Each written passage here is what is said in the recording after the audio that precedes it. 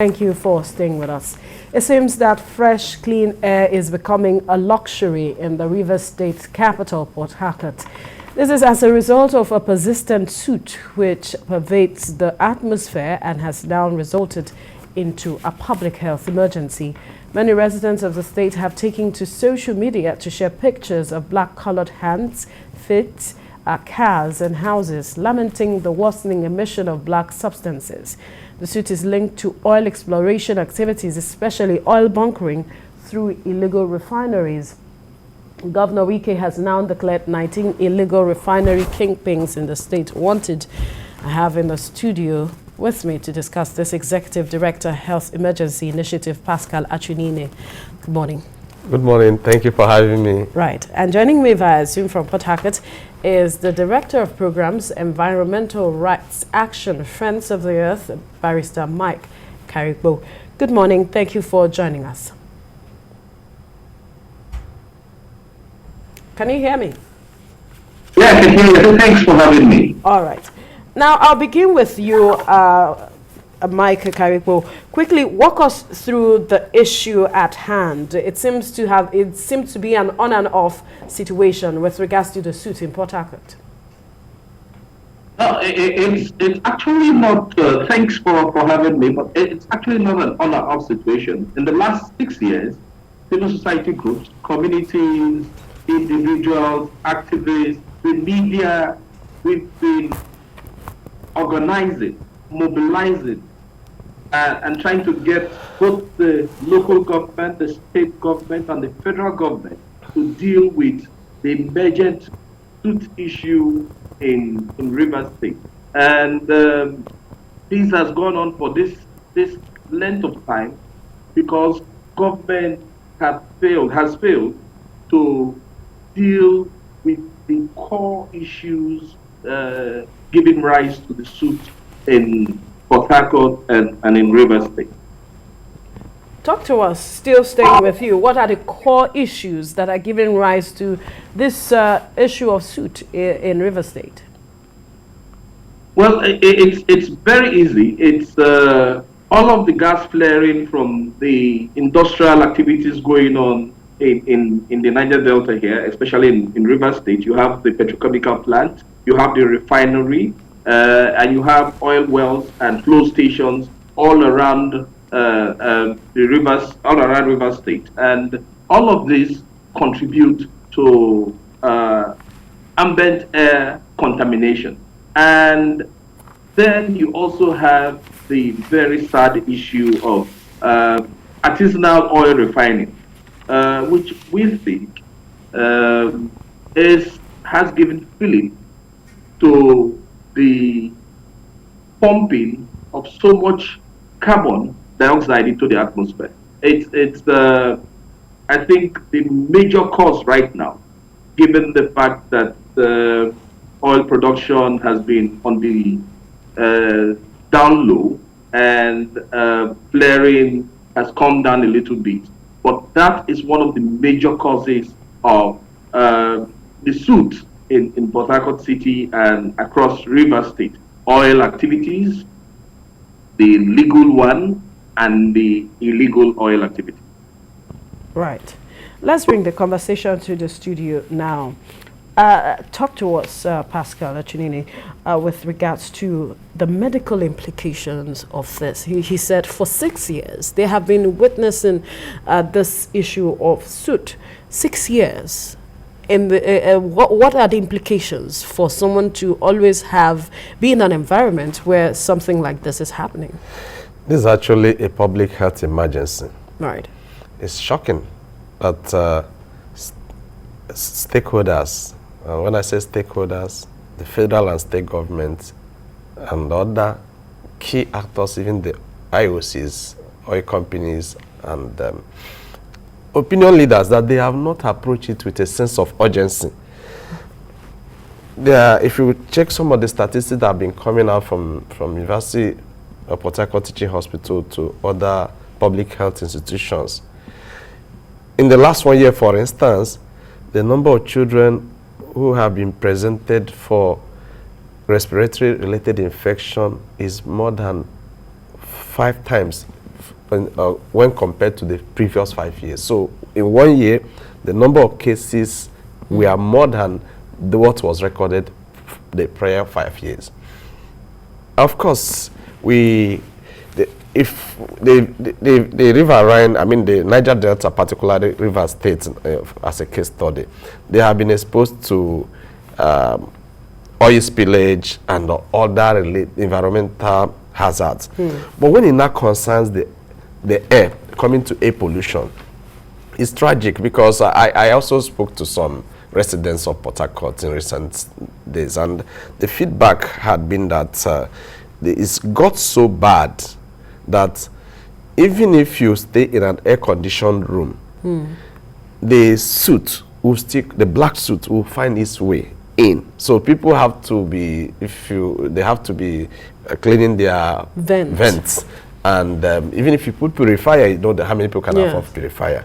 But the records are showing that there's an upsurge in asthmatic, respiratory, cough, catarrh, and other related diseases in River State in the last 1 year. Especially, of course, from what the barrister said, there has been oil exploration for over 40 years in River State and parts of Niger Delta. But this has taken a very horrible shape in the last 1 year. And many are still living in denial, treating it from the surface. Nobody has really, we can't see any initiative that has gone to the root cause to address it. But if you expand it further, the other health implications it exposes residents to skin cancer, cancer of the lungs, cancer of the esophagus, and even infertility. Some of it will not be seen as in the immediate terms. Because it's prolonged. It's prolonged. Right. Just imagine you cough. What comes out? You're not an addict. Smoke. You don't smoke, and suddenly when you cough or sneeze, what comes out is black substance. That alone creates depression. A lot of residents in Port Harcourt are being exposed to depression. In fact, in the word of somebody described it as dying slowly. That's what is actually happening in the territory. And that's one of the very important commercial cities in Nigeria. Absolutely. Let's come back to you now, Karikwo, talking about government's handling of this matter. Talk to us how government has, handled this, because recently we saw Governor Wike saying that he's taking practical steps, and he's also declared some illegal bunkers wanted. And I'm wondering if that in itself is enough, if these are practical steps that are really going to address the issues. Well, we will say finally, some movement is occurring. We've been on this for a long time, and we think that the governor has started. He has taken the first step, but this process, the way to deal with the soot issue in River State has to be holistic. It has to deal with both the demand and the supply side. Right now, he is looking at the supply side. He's looking at those who are involved in stealing crude oil and refining and selling as diesel and kerosene. And their tongues are wagging in Port Harcourt that it will appear not to have been all-encompassing, these persons that have been mentioned, because very under the governor's nose, very close to Government House, there are a lot of oil bunkering activities, as in artisanal refining activities going on by people who are very well known within the Port Harcourt public. And the governor did not mention those people. And these persons who have been mentioned as wanted are actually people who live within the outskirts of the Port Harcourt city. But there are people who do this business of refining stolen crude oil within the vicinity of the Port Harcourt city, very within Port Harcourt city itself. And so people want to see that the governor is going all out to deal with this issue. But the other issue, I think, is that we need to also deal with the demand side.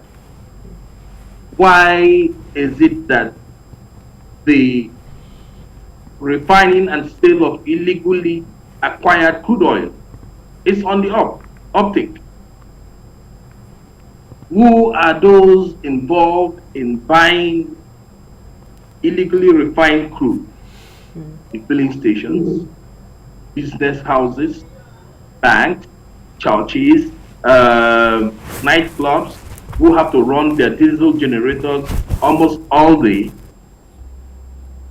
Why are they buying it? How can we get them to stop? If we don't do this, we still have a clear demand for illegally refined crude oil in Rivers State, and these guys will still be in business. So we have to address both the supply side and the demand side. And I think that the governor has to look at it from this perspective, because if you look at it, my friend on set with me has described some of the health impact. There are even worse health impacts. Kerosene explosion. This illegally refined kerosene explodes if you put it in your stove. It explodes. People, if you go to the teaching hospitals and other hospitals in Port Harcourt, you will see burn victims, as in 60%, 70% burns. And this is from utilizing illegally refined crude oil. And so you have a situation where people are dying in installments. Right. And because we're not dropping dead immediately, government is not actually doing what it needs to do. And looking at this issue with the urgency, both the state and the federal government and the oil companies. We'll get to the aspect of the state and federal government response to this matter. Mike, you were speaking about government's response, and you also talked about the fact that the state government needs to go all out at addressing this matter. But there are those who feel that the state government alone may not be able to do so much because the federal government still has a lot, because you talked about the fact that it is both legal and illegal refining that has led to what we are seeing happening in Port Harcourt. True. Both the state government and the federal government, and even the government at the local level, the local government, and even our traditional institutions need to all work in sync to address this problem, as well as civil society and ordinary citizens in Rivers State. You know that the problem with Rivers State, I think an expert meteorologist who was here, who was invited from UNEP, came in and said the air in Port Harcourt, in Rivers State, you don't have that much breeze in Port Harcourt. So the wind is very static. So whatever goes up does not get blown away. It just comes back down. And so we are in a terrible situation, and we need Nostra. The DPR, I think I'll get their new name, Upstream Petroleum Regulatory Agency, under the PIA now. The NNPC, the oil companies, all of these persons are required to work together in synergy. And somebody has to have the convening power. Who can convene all of these people? And I'm sure my governor, who has taken these steps, can act in that capacity to convene all of these stakeholders to a round table to say, let's deal with this issue. People are dying. It's because we're not dropping down dead immediately that nothing is being done, but people are dying. You can look at the statistics of children, especially, who come down with respiratory illnesses in the Niger Delta here, especially in Rivers State. And so we require all of these persons to come together and deal with this issue.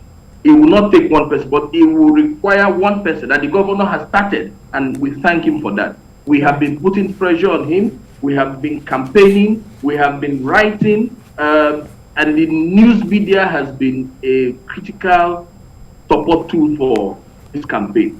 And we thank him for starting this process. But we have to go further. We have to make it work. We have to make sure that every segment of the problem, every aspect of the problem is properly dealt with. From the legal oil refining process, how do we deal with flaring? All right. How do we reduce flaring? From the illegal process, how do we stop it? Because communities and our rivers and our streams and our waterways have been completely destroyed by illegal oil refining in our community. All right. We also require our traditional rulers to get involved in this.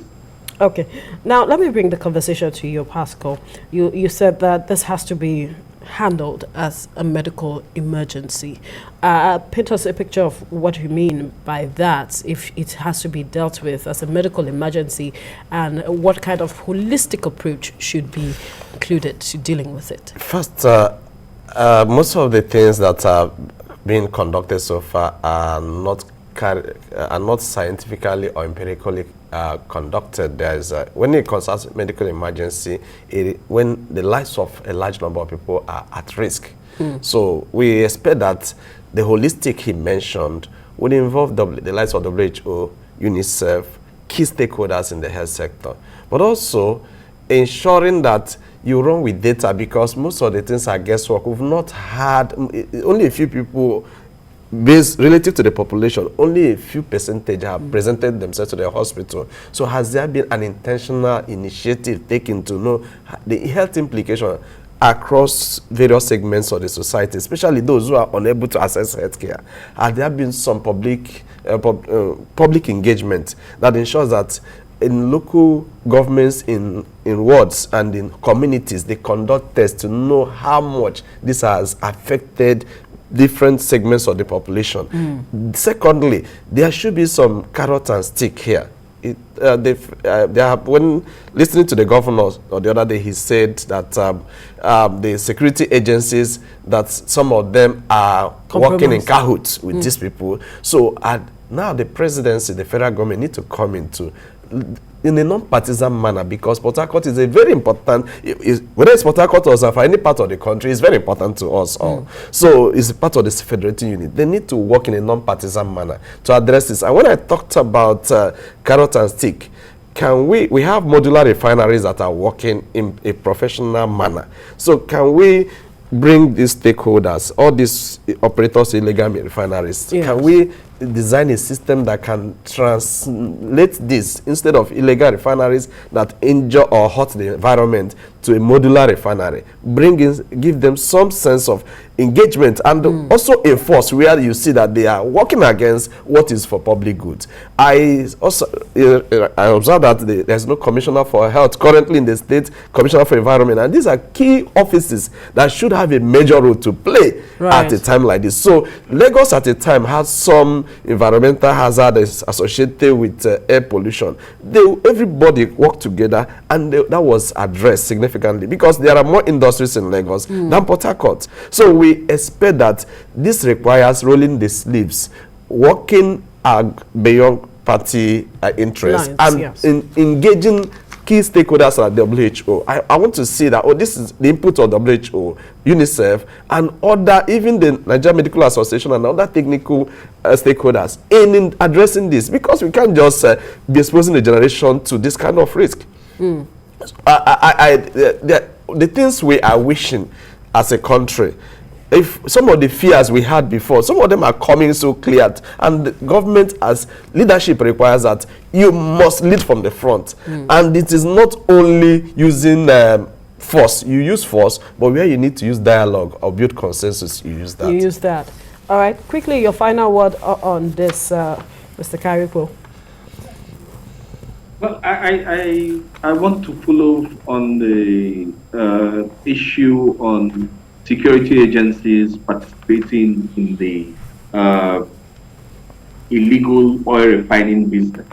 I think it's one of the most dastardly acts that our security agencies will be committing against our people. It is terrible that security agents will, in fact, influence their transfer to Rivers State so that they can participate in this deadly business. And so I will call on the President, the Commander-in-Chief of the Armed Forces, to immediately ensure that every security official who is in Rivers State desist from providing leeway, influence, passage for illegal oil bunkerers to operate in our community. It is very, very important that the President and Commander-in-Chief of the Armed Forces takes this step. These are the persons who have given freedom to illegal oil refiners to operate with impunity in our communities and to destroy our environment. All right, and we'll leave the conversation there. Mike Harcourt, Director of Programs, Environment Rights Action, Friends of the Earth, thank you for your time. And we also must thank you, Executive Director, Health Emergency Initiative, Paschal Achunine, for your time as well. Thank you for having me.